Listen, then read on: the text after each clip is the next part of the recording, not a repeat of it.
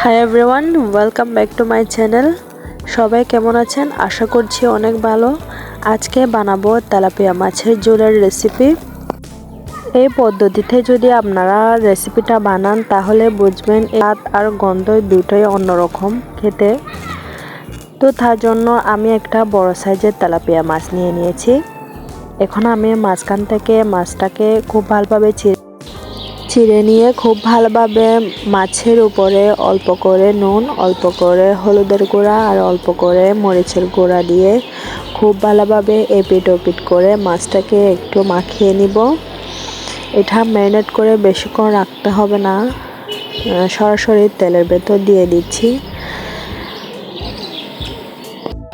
আমি এখানে রান্নার সয়াবিন তেল ইউজ করেছি, আপনারা চাইলে সরষের তেলও অ্যাড করতে পারেন, তাতে কিন্তু ভালো হবে।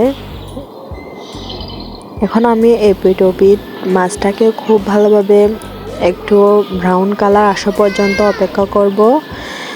বেশি কড়া করে ভাজবো না, অল্প করে ব্রাউন কালার হয়ে আসলে মাছটাকে আমি নামিয়ে নিব।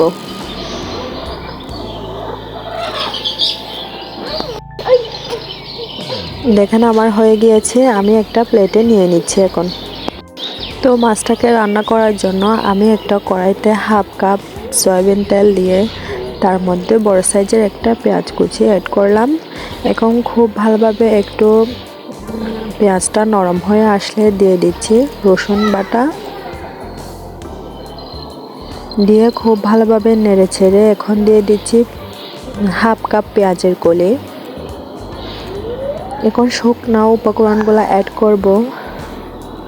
প্রথমে দিয়ে দিচ্ছি 1 চামচ লবণ, 1 চামচ হলুদের গুঁড়া, 1 চামচ ধনিয়ার গুঁড়া, 2 চামচ মরিচের গুঁড়া অ্যাড করে এখন সামান্য জল দিয়ে দিচ্ছি যাতে করে মশলাটা নিচে লেগে না যায়। খুব ভালোভাবে নেড়ে চেড়ে একটু কষাতে দিব, তারপর ফ্রাই করা মাছটা অ্যাড করব। এখন একটা ঢাকা লাগিয়ে প্রায় 2 মিনিটের মতো একটু কষিয়ে নেব মশলাটাকে। যখন কষানো শেষে তেলটা এরকম উপরে ভেসে উঠেছে, এখন আমি ঝোলের জন্য 1.5 কাপ পরিমাণ জল অ্যাড করে এখন খুব ভালোভাবে একটু ফুটিয়ে নিব, কারণ কাঁচা গন্ধটা চলে যাবে। তারপর মাছটা অ্যাড করব। যদি মাছটা আগে অ্যাড করে দিই তাহলে মাছটা নরম হয়ে যাওয়ার সম্ভাবনা থাকে বেশি সিদ্ধ হয়ে গেলে। এখন 5-6 মিনিটের মতো একটু ভালোভাবে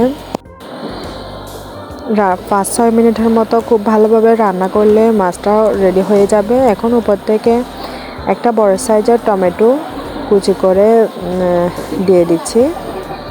তো এখন দিয়ে দিব কয়েকটা কাঁচামরিচ, দিয়ে ঢাকা দিয়ে কিছুক্ষণ রান্না করার পরে আপনাদেরকে এখন সার্ভ করে দেখাচ্ছি মাছটা কীরকম হয়েছে।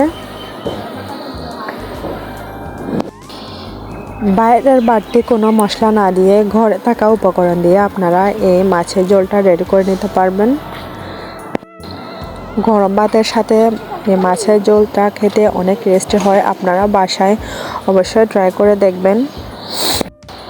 যদি ভালো লাগে কমেন্ট বক্সে আপনাদের মূল্যবান মতামত জানিয়ে দিবেন। এখন উপর থেকে অল্প করে জিরার গুঁড়া ছিটিয়ে দিলাম, তারপর অ্যাড করতেছি উপর থেকে ধনিয়া পাতা। ফ্লেভারটা কিন্তু অনেক বেশি ভালো লাগে। এখন সার্ভ করে নিলাম, দেখেন কতটা মজার এবং সুস্বাদু হয়েছে মাছটা খেতে। সো বাসায় একবার হলো ট্রাই করবেন, ট্রাই করে আমাকে জানাতে পারেন কমেন্ট বক্সে এই মাছের রেসিপিটা কেমন হয়েছে। আজকের মতো বিদায় নিচ্ছি, সবাই ভালো থাকবেন, আমার ফ্যামিলির জন্য সবাই দোয়া করবেন। আল্লাহ হাফেজ, আসসালামু আলাইকুম।